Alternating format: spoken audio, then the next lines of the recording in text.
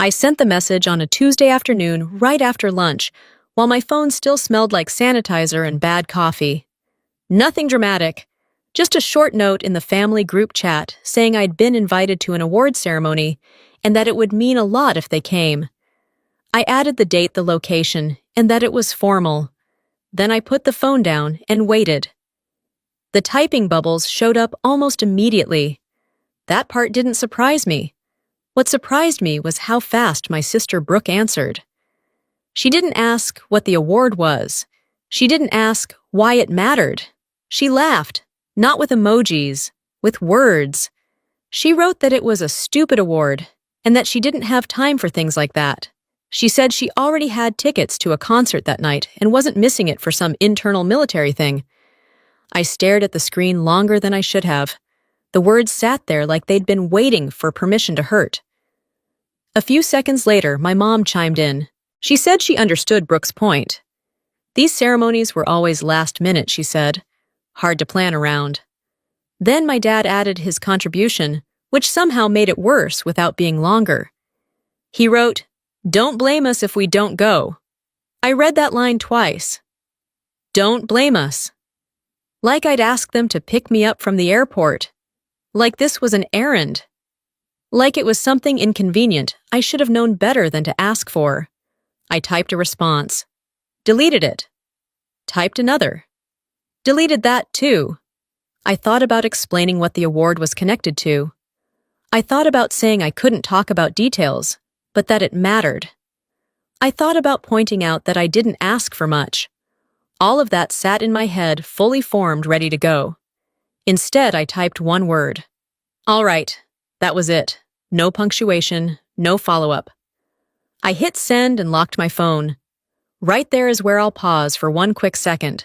If you've ever had a moment like that with family, where you realized exactly where you stand, drop a comment below and tell me what word you didn't say. And if stories like this sound familiar, subscribing helps more than you think. All right. Back to it. I didn't feel angry right away. That came later. At first, I felt calm in a way that almost scared me, like something had settled into place, like a door had closed quietly and without ceremony.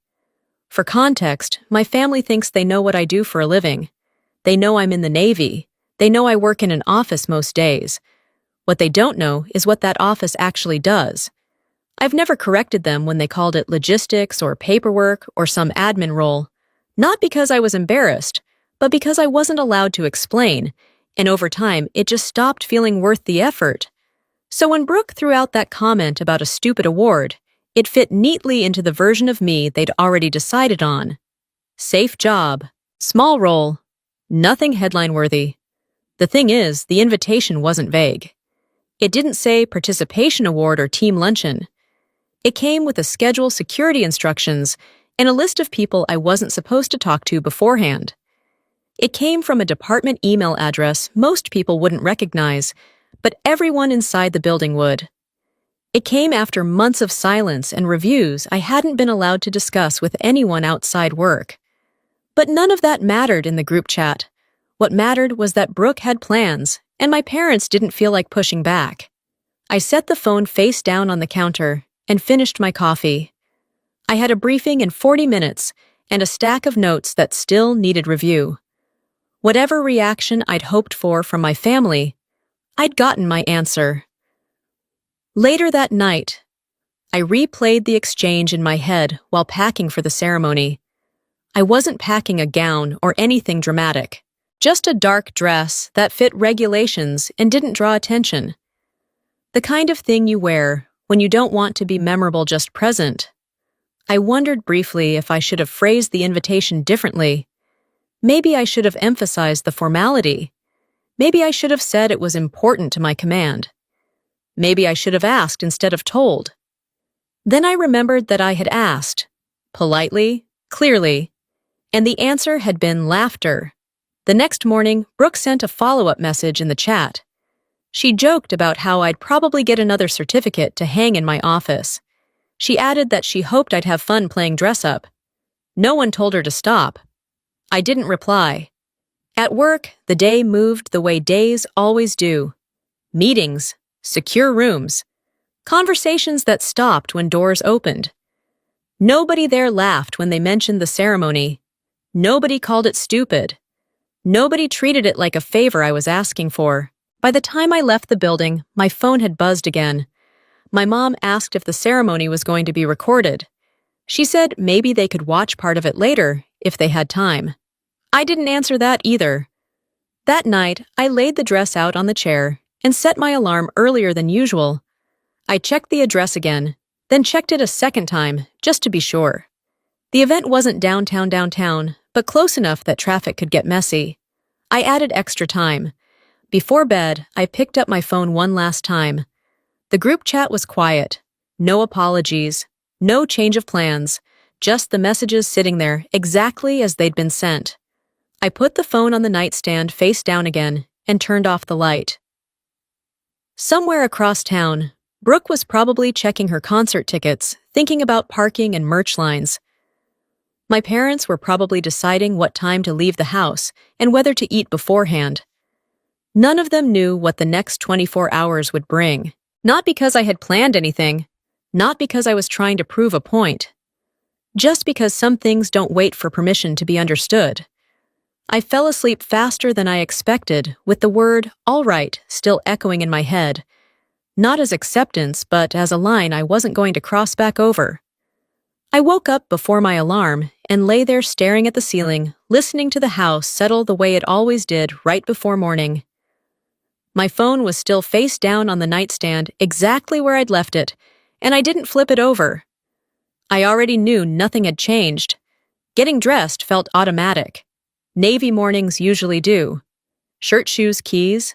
Muscle memory handled the basics, while my head stayed somewhere else, stuck on the way Brooke had laughed, like it was a punchline everyone was supposed to get.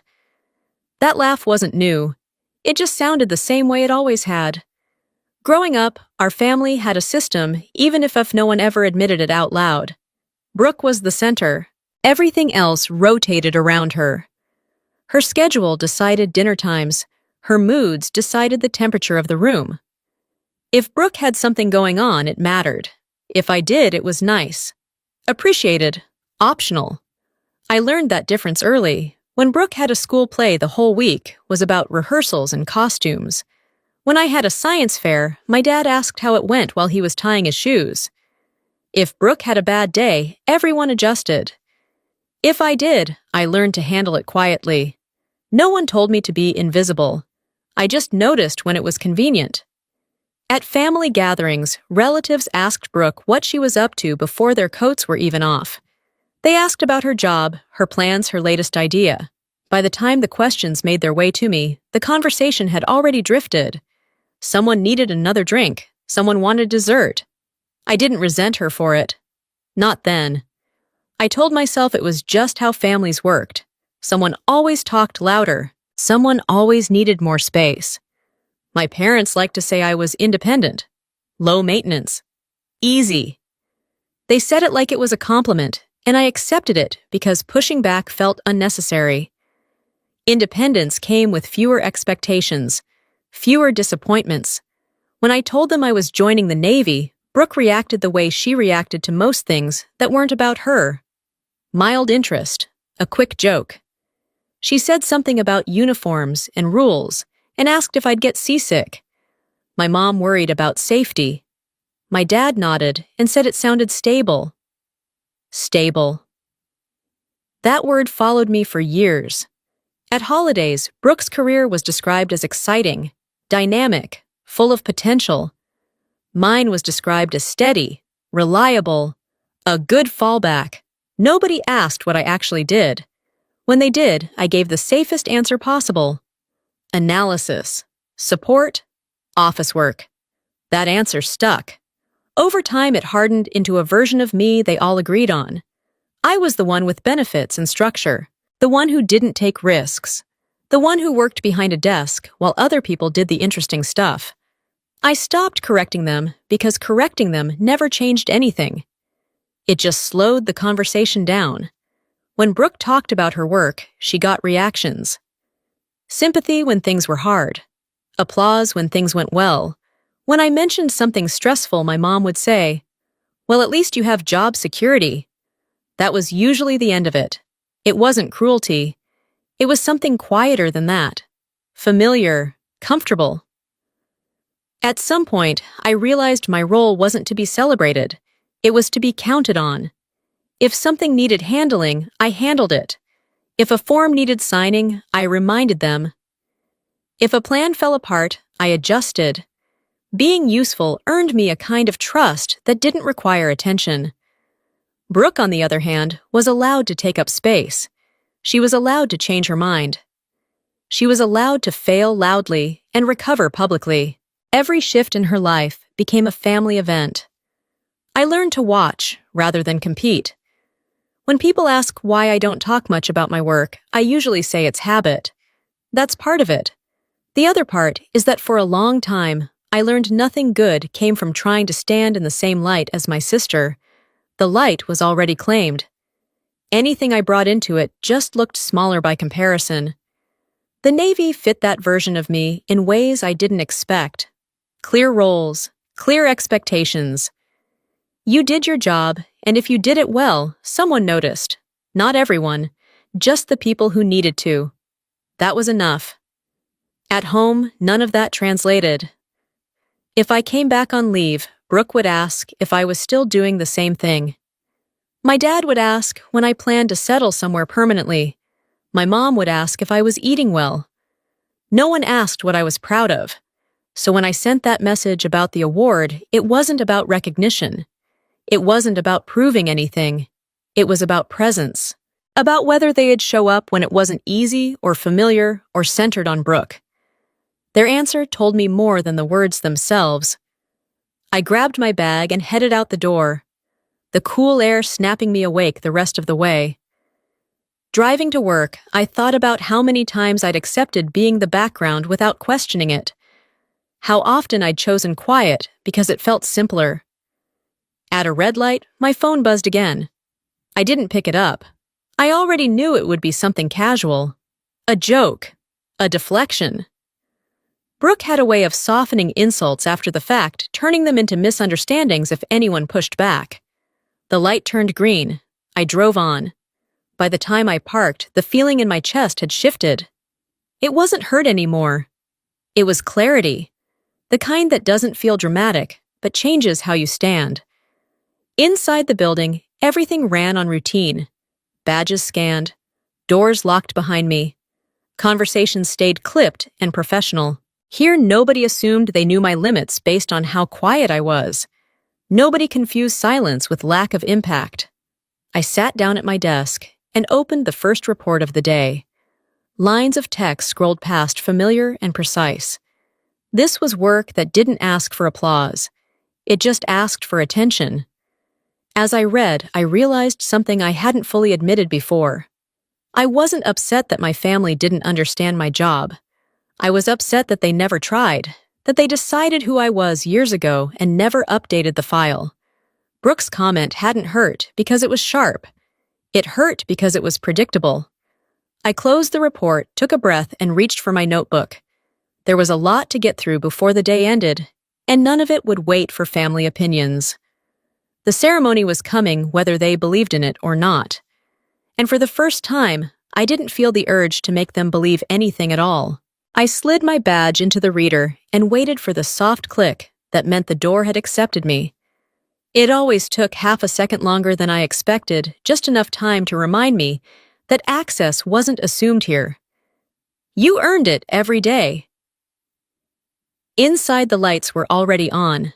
A couple of people were at their desks, jackets draped over chairs, coffee cooling untouched. No greetings louder than a nod. No small talk. We didn't waste energy on things that didn't move the work forward. This was the part of my life my family never saw and never asked to see. Naval intelligence isn't dramatic in the way movies like to pretend it is. There are no blinking maps or shouted countdowns. Most days it's quiet, controlled. You read, you cross-check, you question patterns that look harmless until they don't. You learn how to sit with uncertainty without rushing to fill it in. My job sat at the intersection of analysis and decision support.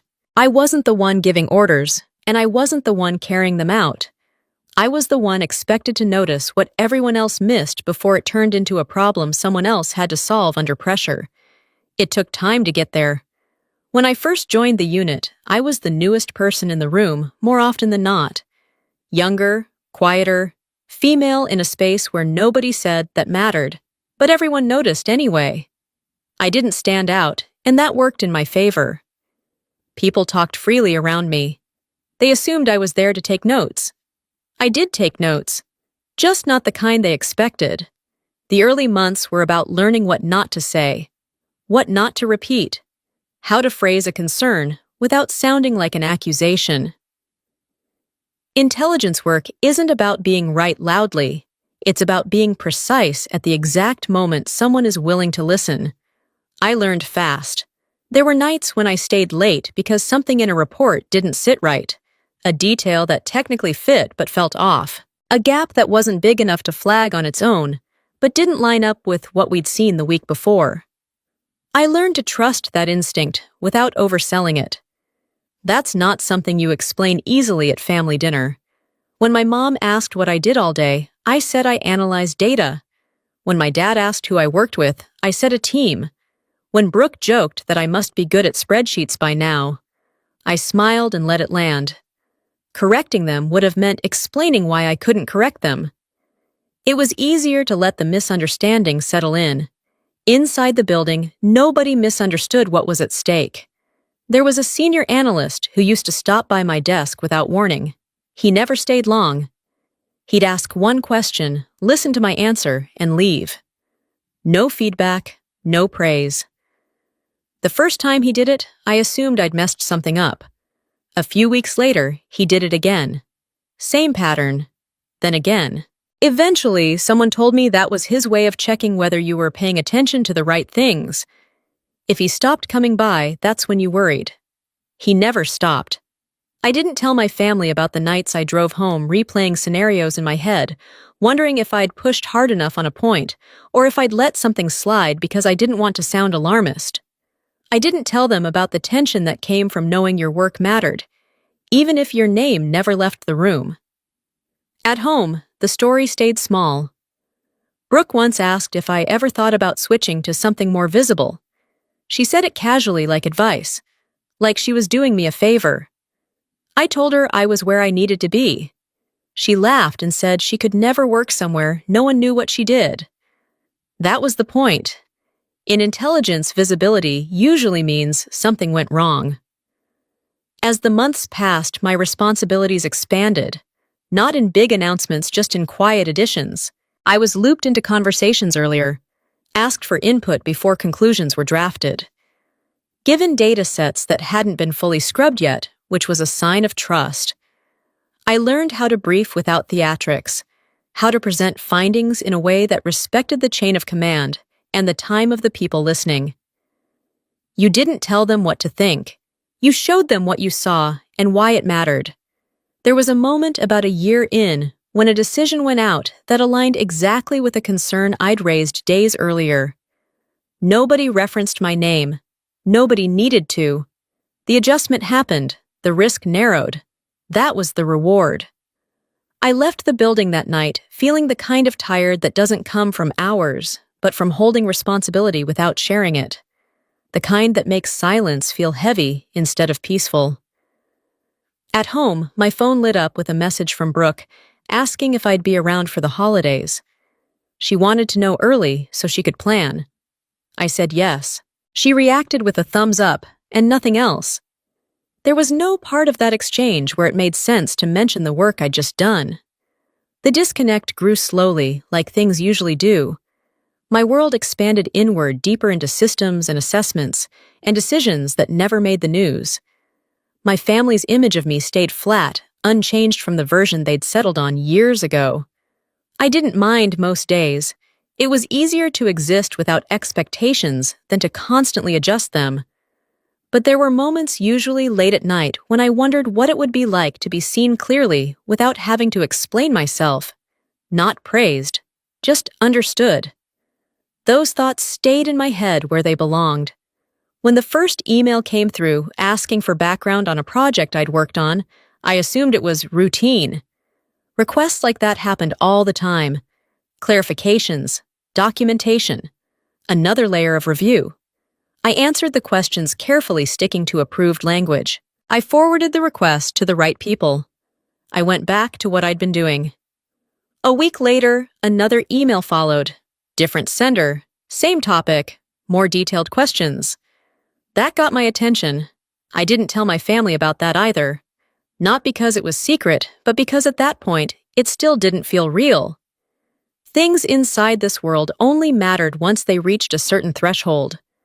Until then, you treated them like background noise and kept working. That habit had served me well.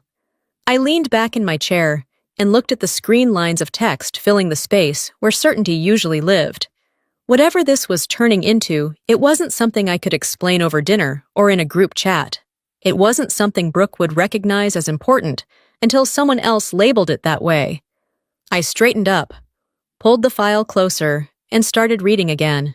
There was work to do, and whether anyone at home understood it or not didn't change the standard I held myself to. I noticed the mistake because the numbers were too clean. That was the first thing that bothered me.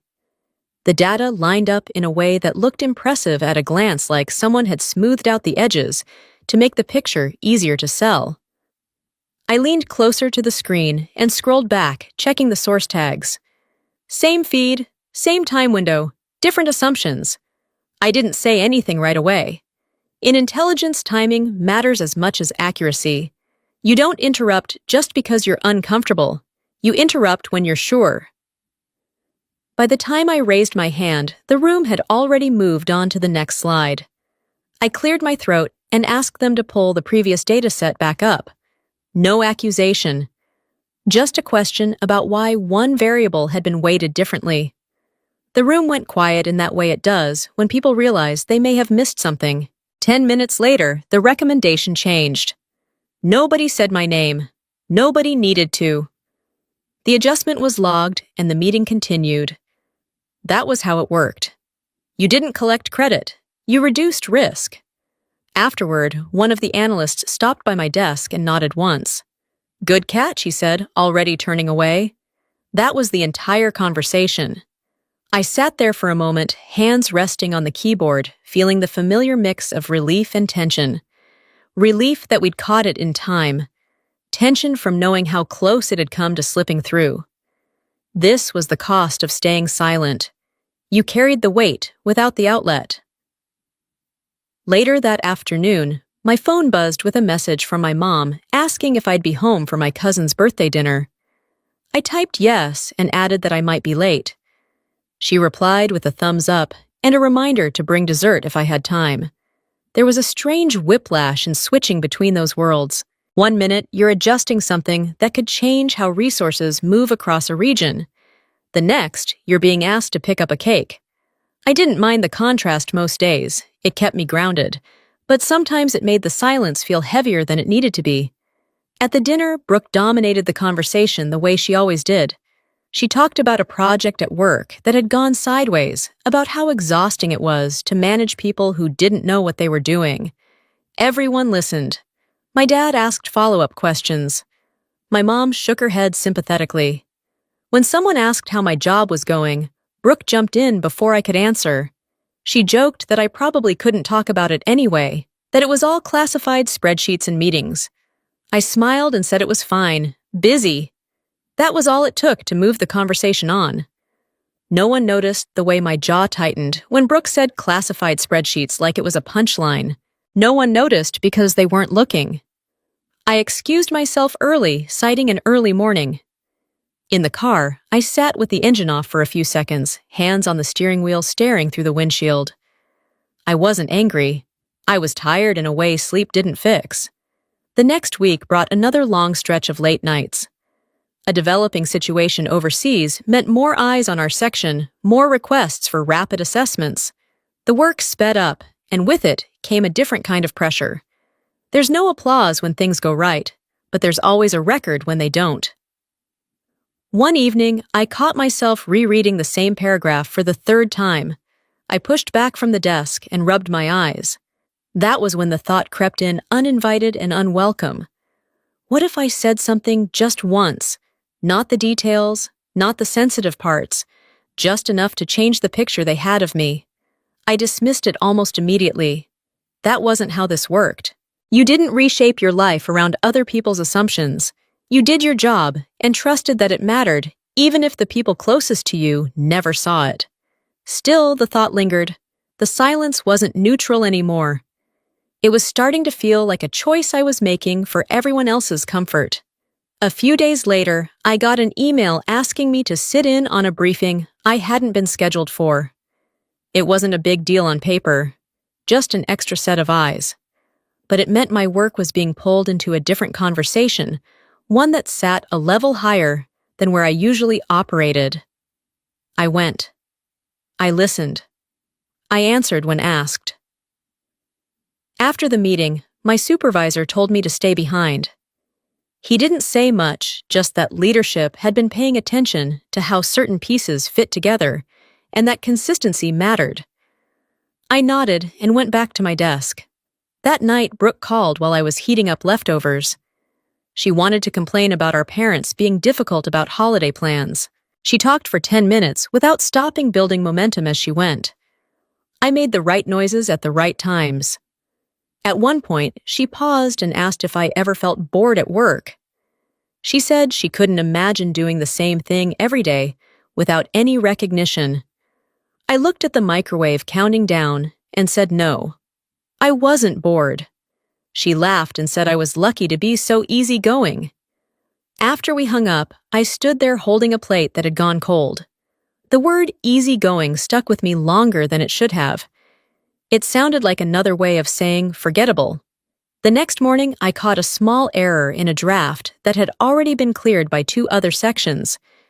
It wasn't dramatic, just a misalignment in how a risk factor had been interpreted. Fixing it meant sending the document back and delaying a decision by a few hours. I sent the note anyway. Later, someone thanked me for being thorough. They said it like a habit they'd come to rely on. That was when it hit me. The silence wasn't just protecting the work. It was protecting the version of me my family found easiest to understand. The one who didn't complicate things. The one who didn't need space. At lunch, I sat alone with my notebook open, not writing anything. I wasn't thinking about the ceremony or the award. I was thinking about how long I'd been shrinking my own story to fit other people's comfort. By the time I got home that evening, there was a new email waiting in my inbox. The subject line referenced a project I'd worked on months earlier. The body of the message was brief, asking for confirmation on a few points and availability for follow-up questions. I read it twice, feeling that familiar flicker of attention shift. At home, my phone buzzed again. A message from my mom reminding me to RSVP for an upcoming family event. I didn't answer right away. I set the phone down, opened my laptop, and pulled the email back up. The cost of staying silent had always been manageable before.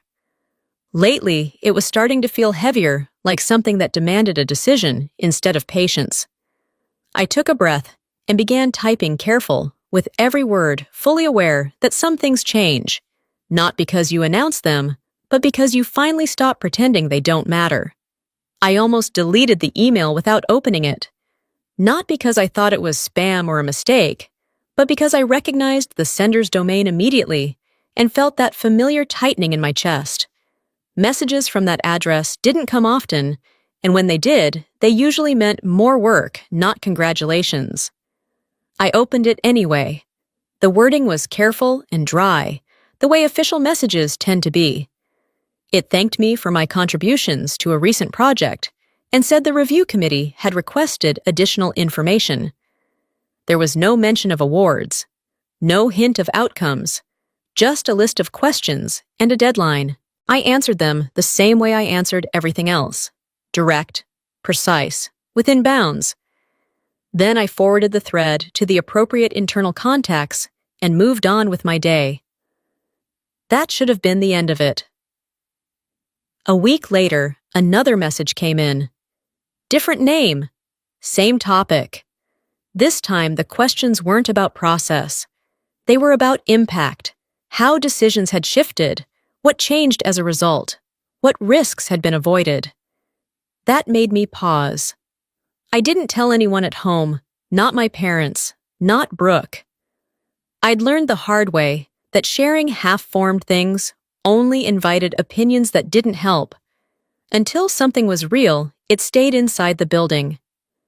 At work, the tone around me shifted in ways that were easy to miss. If you weren't paying attention, people looped me into emails earlier than usual, asked for input before final drafts instead of after. It wasn't praise, it was trust. One afternoon, my supervisor stopped by and asked if I had a few minutes. We stepped into an empty room and closed the door. He told me there had been a nomination tied to a joint review process and that my name had come up more than once. He didn't say for what. He didn't say how far it would go. He told me not to read into it and to keep doing what I'd been doing. That advice sounded familiar. I did exactly that. I kept my head down and my work clean. I didn't check my inbox more than usual. I didn't speculate with coworkers. Speculation wastes time and time was already tight. When the official invitation finally arrived, it didn't feel dramatic. It felt dense. The attachment alone was several pages long, filled with instructions, schedules, and security reminders. The language was formal, almost stiff, but my name was there, spelled correctly attached to something that couldn't be brushed off as internal housekeeping. I read it twice. Then a third time slower. It wasn't a parade. It wasn't a headline event. It was a formal recognition tied to a broader ceremony with multiple recipients from different units. Some details were redacted. Others were summarized in a way that said everything and nothing at the same time. It was real. I forwarded the email to my supervisor and the public affairs contact listed in the packet. They replied with a brief acknowledgement and a reminder not to discuss specifics outside approved channels. Standard procedure. Nothing celebratory. Still, the weight of it followed me home. As the date got closer, the ceremony became something I prepared for professionally, not emotionally. I reviewed the schedule. I confirmed transportation. I read the background notes provided for attendees, making sure I didn't miss anything that could complicate the day. The fact that my family wasn't coming became another logistical detail. Not a crisis, not a betrayal, just information.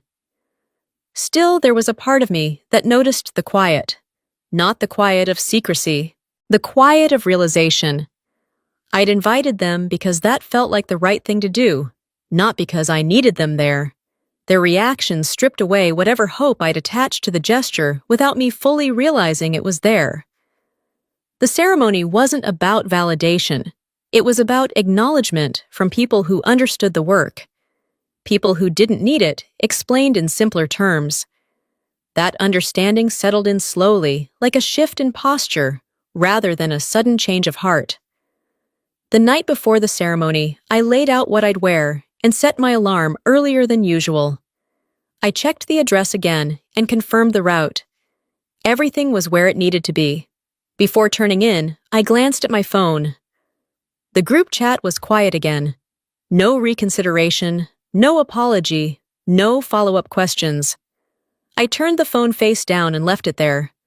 Somewhere else in the city, Brooke was probably finalizing her concert plans.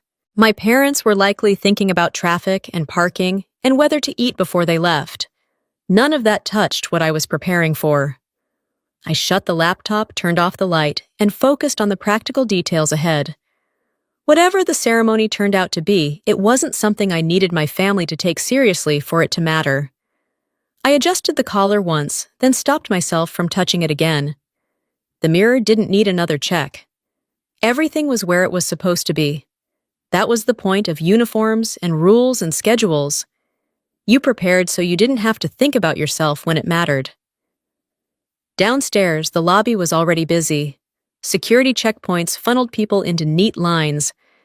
Badges were checked, names, confirmed phones briefly held and returned. Conversations stayed low and polite. No one was nervous, or if they were, they hid it well. I followed the instructions exactly as written. Stand here, wait there, move when told. The ceremony ran on coordination, not improvisation.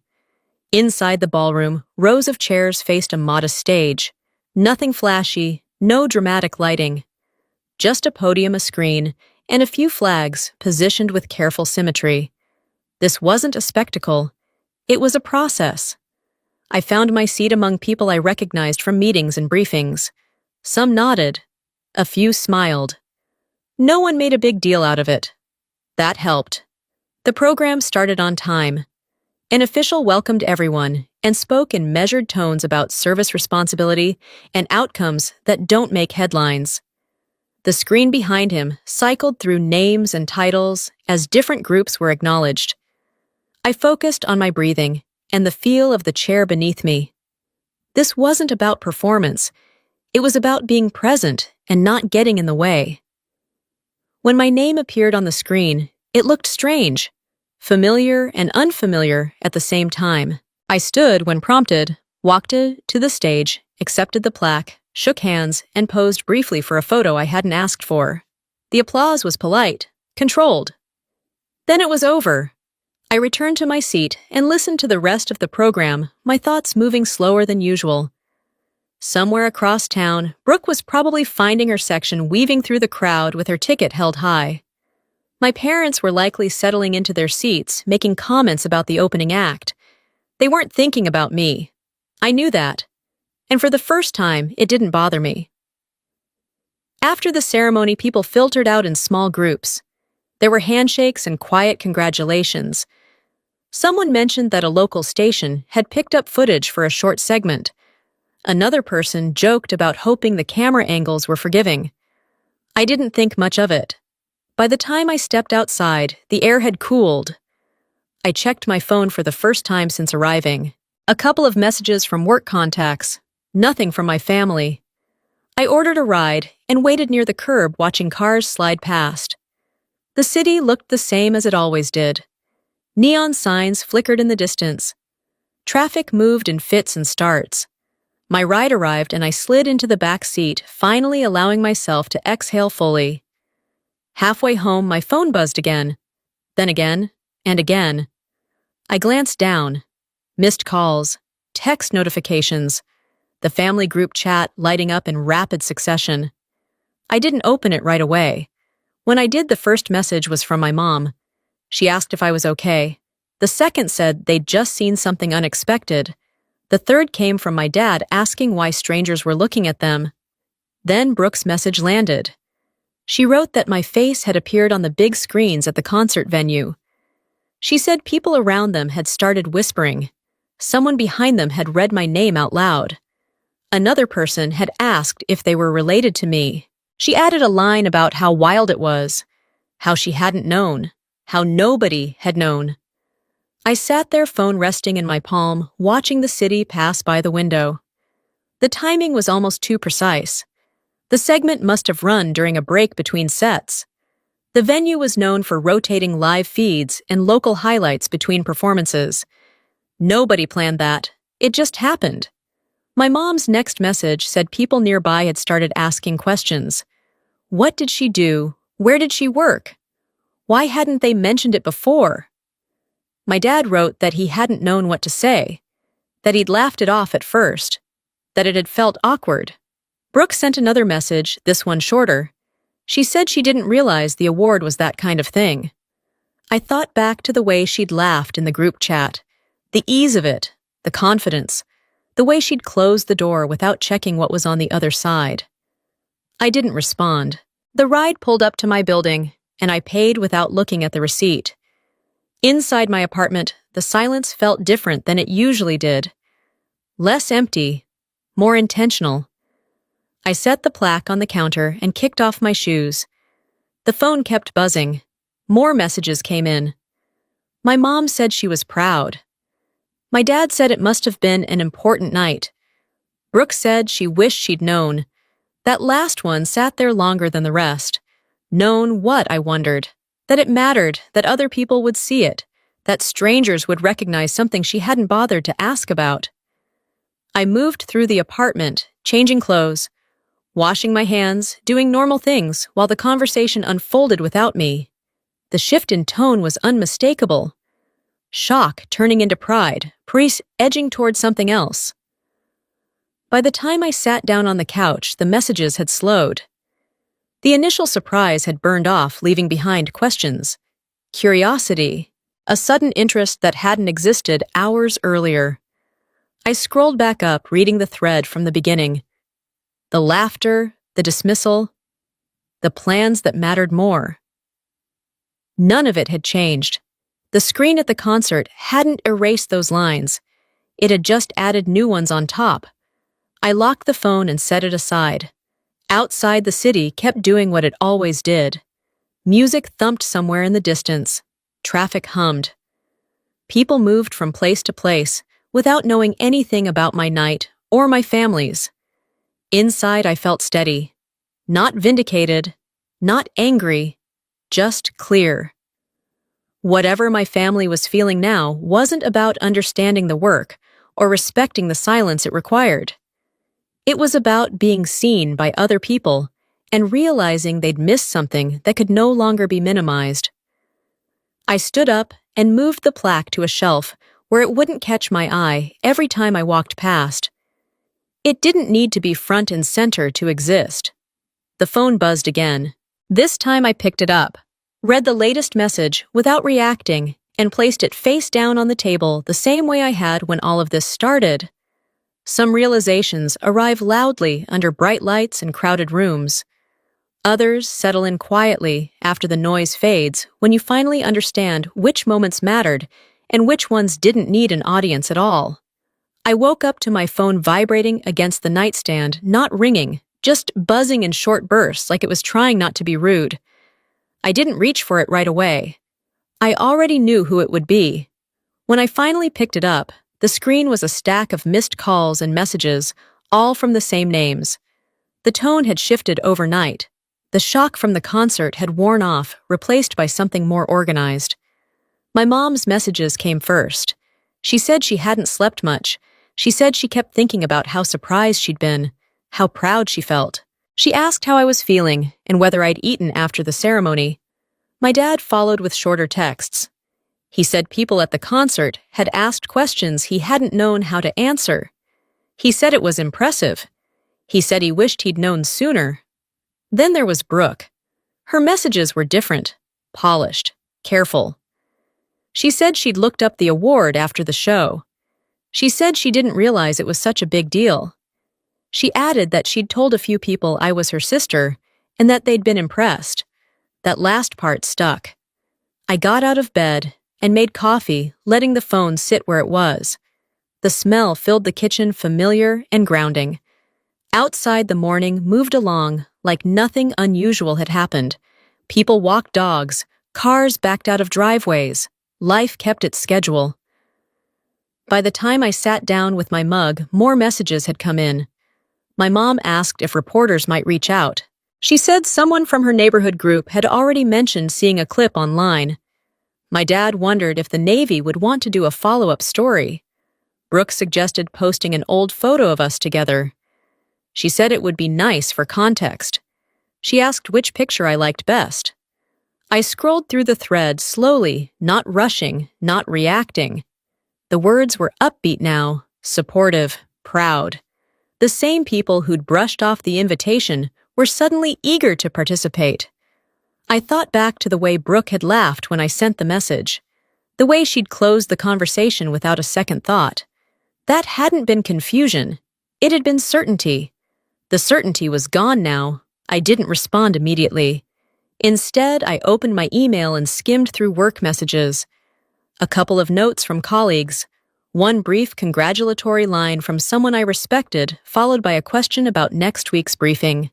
Normal, grounded. The contrast helped. When I did go back to the family chat, I noticed something else. The language had shifted from you to we. We're so proud. We didn't realize. We always knew you were doing important work. Always knew. That phrase sat wrong. I didn't correct it. I didn't need to. The scroll history was still there, and the people most invested in ignoring it were the ones typing now. Around mid-morning, my mom called again. I let it go to voicemail. She left a message saying she understood if I was busy, but that she hoped we could talk soon. She said she felt bad about missing the ceremony. She said she wanted to make it right. I replayed that part once, then stopped. Making it right apparently meant being included now that other people were watching. Brooke tried a different approach. She sent a direct message instead of using the group chat. She said she hadn't meant to hurt my feelings. She said she'd thought the award was just internal recognition and hadn't realized it would be public. She added that she'd told her friends I worked in intelligence and that they thought it was kind of cool. Kind of cool. After the fact. I set the phone down and stared at the wall for a few seconds, letting the irritation pass without grabbing onto it. I wasn't angry in the way people expect anger to look. There was no heat, just a tightening like something drawing a clear line. Later that day, my mom sent another message saying a local station might be interested in talking to the family about what it was like to raise someone in the military. She said it could be a good opportunity, positive, respectful. That was the moment it clicked. This wasn't about reconciliation. It wasn't even about pride. It was about narrative, about being associated with something impressive without having to engage with it when it required effort. I stood up and walked around the apartment, phone in hand, replaying the timeline in my head. The invitation, the laughter, the dismissal, the concert, the screens, the questions from strangers, the sudden shift. None of it felt accidental anymore. I sat back down and opened the family chat again, scrolling past the new messages to the ones from earlier in the week. The contrast was stark. No amount of enthusiasm could smooth over that gap. At work, people respected silence. At home, silence had been interpreted as emptiness. My phone buzzed again, Brooke this time asking if I'd seen her message. She added that she was just trying to help and didn't understand why I was being distant. Distant. As if the distance hadn't been there long before the ceremony. I didn't answer. Instead, I opened my calendar and looked at the next few days. Meetings, briefings, deadlines. Things that would happen regardless of how my family felt. That steadiness mattered more than whatever emotional wave they were riding now. By the afternoon, the messages slowed. Not because they'd lost interest, but because they were waiting. Waiting for me to respond. Waiting for permission to move forward with the version of events they preferred. I realized something then that I hadn't fully acknowledged before. Their pride wasn't late because they'd missed the ceremony. It was late because it had always been conditional. Conditional on visibility. Conditional on approval from outside sources. Conditional on being easy to understand.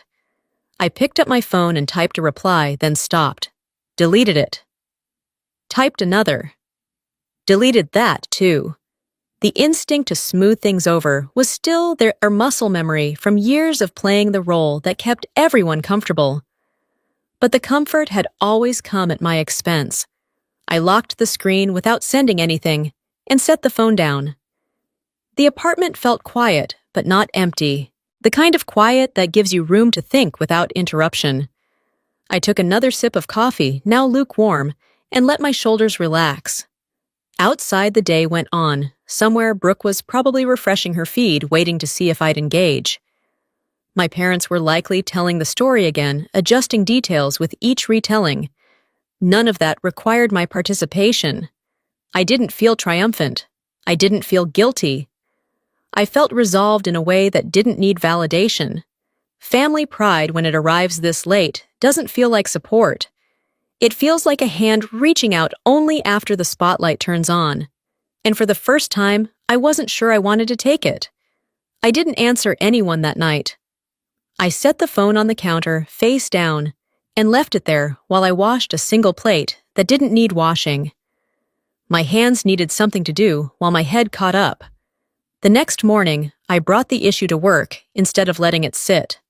Not to complain, not to vent. I asked for 10 minutes with our public affairs officer, the same way you ask about clearance language or media protocol. Routine, professional.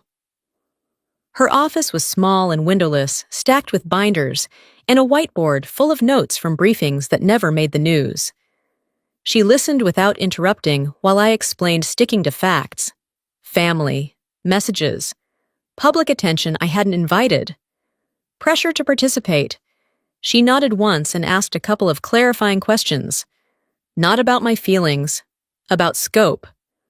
Who had contacted whom? What had been shared? Whether anyone had asked to speak on my behalf. When I finished, she leaned back and said something simple. You don't owe anyone access.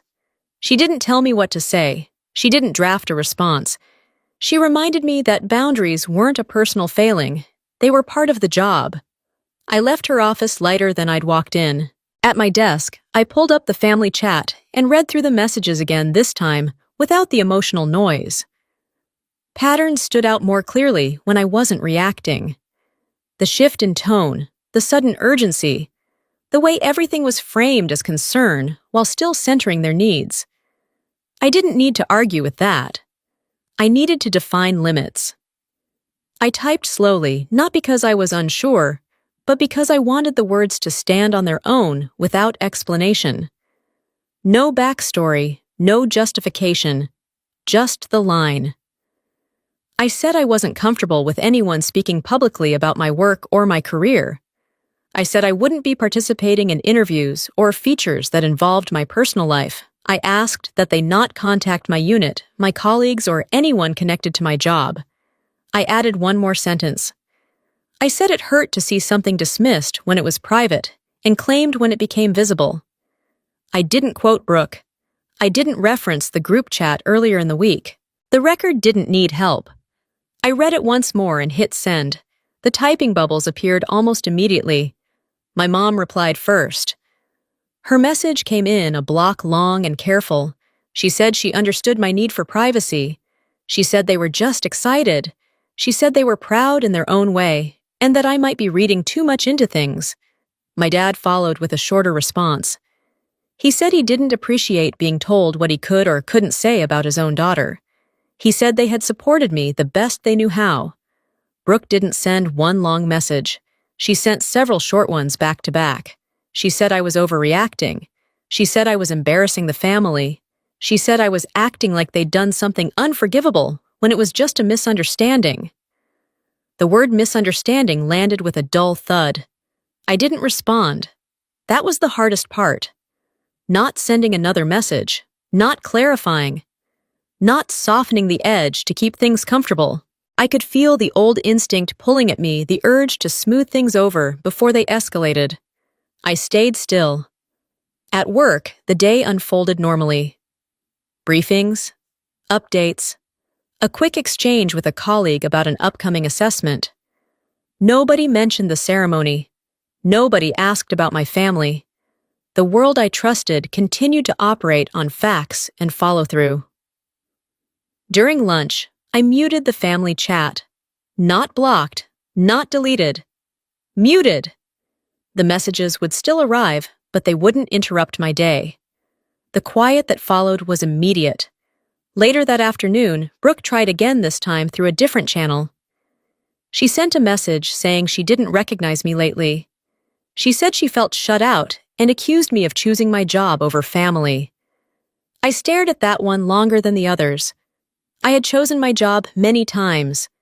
Chosen it over convenience, over comfort, over being understood. What I hadn't chosen was being reduced to something small so other people wouldn't have to adjust their image of me. I didn't reply. That evening, my mom left a voicemail. She said she was worried. She said she didn't like the distance. She asked when we could talk things through. I listened to it once and archived it. None of this felt dramatic. There was no shouting, no confrontation, just a series of doors closing quietly because they no longer led anywhere healthy. The next day, I noticed something subtle shift. Fewer messages, longer gaps between them. The pressure eased not because they agreed, but because they realized I wasn't going to engage on the terms they wanted. At work, I met with a junior analyst who had questions about a report she was preparing. We talked through it step by step.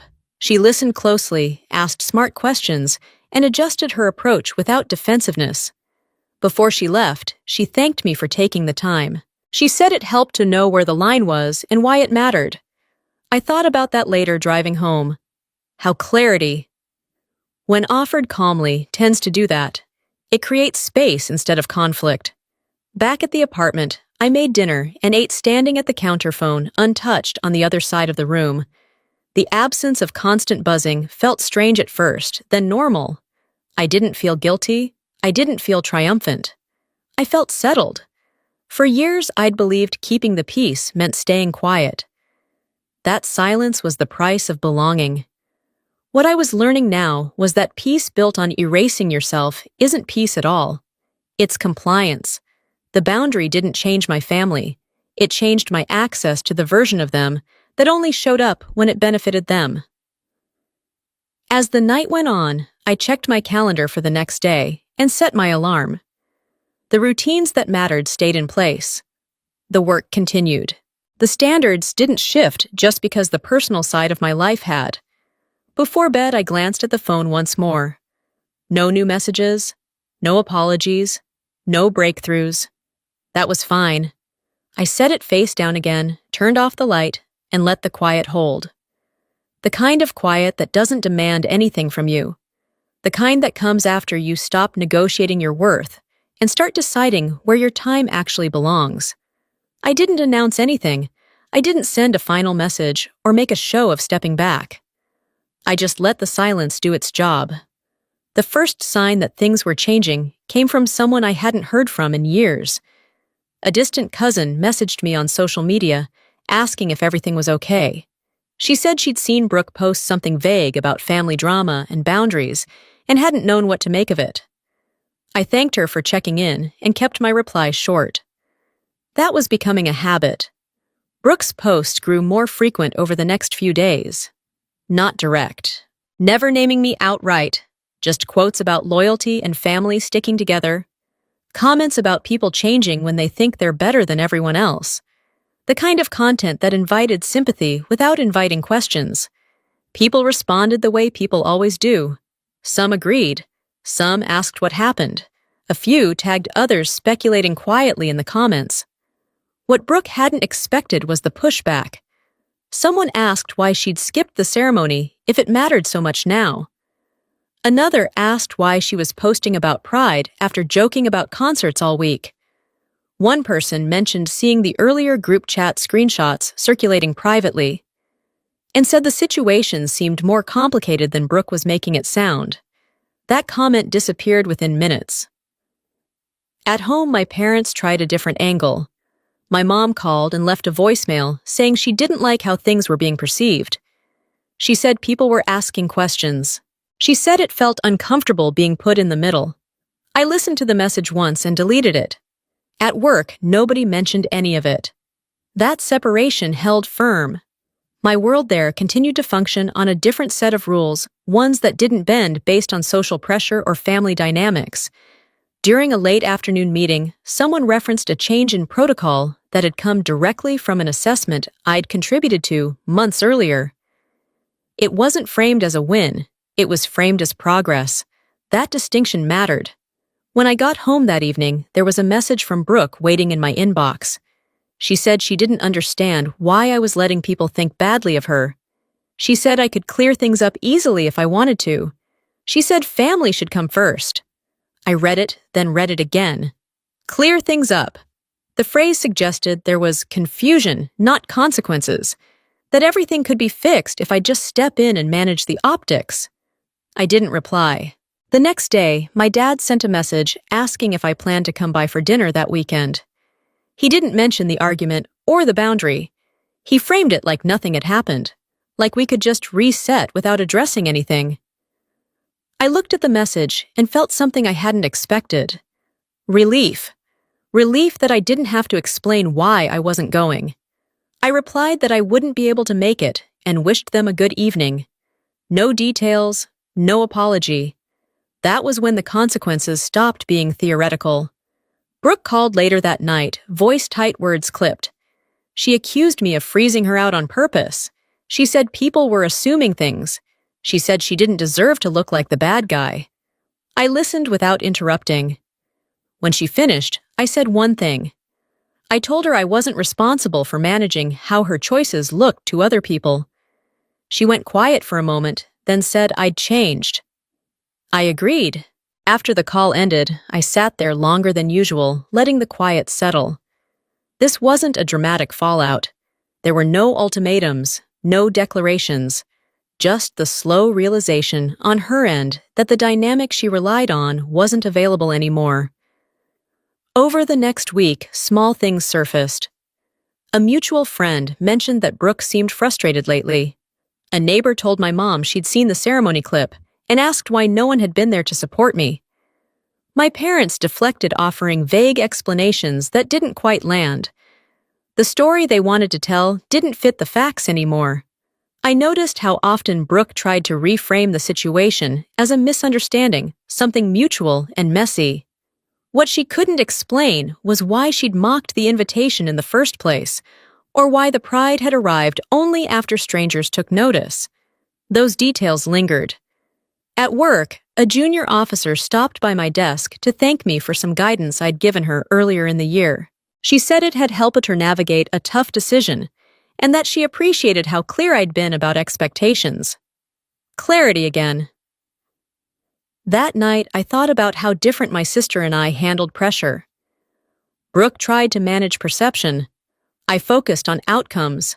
One required constant attention. The other just required consistency. My phone buzzed less as the days went on. The family chat stayed muted. Direct messages slowed. Not because everything was resolved, but because the usual levers weren't working. Distance has a way of exposing who relies on proximity to maintain control. I didn't block anyone. I didn't announce new rules. I just kept living my life the way I'd chosen to, letting the silence draw its own conclusions. One evening, I scrolled through old photos on my phone, not out of nostalgia, but out of curiosity. There were moments of genuine warmth there, laughs that hadn't been staged, smiles that hadn't been measured. Those memories didn't disappear just because I'd stopped engaging in the present the same way. They just stopped being leverage. A message came in from Brooke near the end of the week. It was shorter than the others. She asked if we could talk sometime. No accusations, no demands, just the question. I didn't answer right away. I wasn't avoiding her. I was deciding what access meant now that the old expectations were gone. The answer didn't need to be immediate. The consequences she was feeling weren't something I'd planned. They were the natural result of stepping back and refusing to carry what wasn't mine anymore. For years, I'd absorbed the discomfort to keep things smooth. Now the discomfort had shifted, and watching that happen confirmed something important. Boundaries don't punish people. They reveal how much someone was benefiting from the lack of them. I put the phone down and went back to what I'd been doing, letting the moment pass without turning it into a statement. The quiet continued to work in the background, steady and unbothered, reshaping the space between us without asking for permission. The email came in during a late shift, sandwiched between routine updates and a calendar reminder I'd already acknowledged. The subject line was plain nothing that asked for attention. I opened it because that's what you do when something lands in your inbox with your name on it. It was from a junior officer I'd worked with months earlier.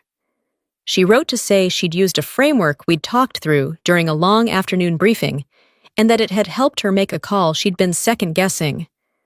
She thanked me for being direct, and said it made a difference, knowing someone had her back without needing credit. I read it twice, then archived it. That kind of message didn't come with fanfare. It didn't need to. It was the kind of confirmation that stayed with you longer than applause ever could. Outside the building, the night was quiet. The parking lot lights cast the same dull glow they always did, and the air felt cooler than I expected.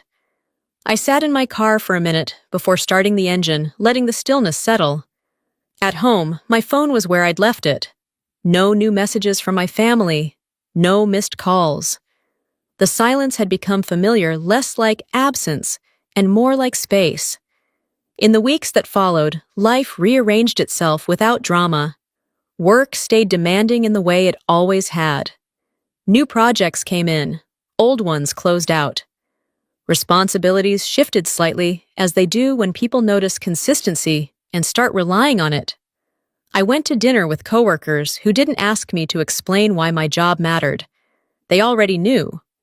We talked about mundane things about traffic and bad coffee and plans for the weekend. Nobody needed to impress anyone. Occasionally, fragments of my family life reached me through indirect channels. A neighbor mentioned my mom had framed a screenshot from the broadcast and hung it in the living room.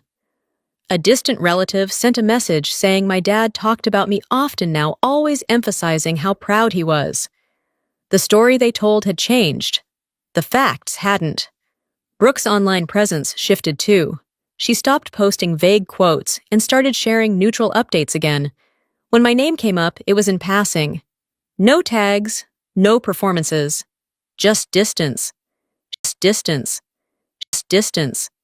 Just distance. Just distance.